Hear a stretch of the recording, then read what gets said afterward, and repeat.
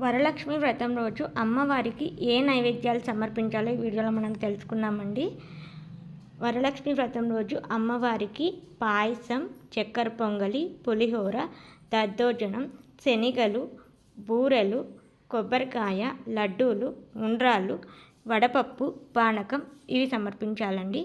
వీటిలో అతి ముఖ్యమైన నైవేద్యాలు వచ్చేసి శనగలు, చక్కెర పొంగలి, అలాగే వడపప్పు, పానకం, బూరెలు.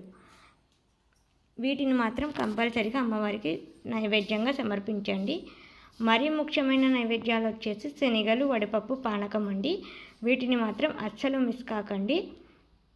అలాగే అమ్మవారికి మీ ఓపికను బట్టి 3 కానీ, 9 కానీ, 5 కానీ, 11 కానీ ఇలా ఎన్ని నైవేద్యాలైనా తయారు చేసుకోవచ్చండి.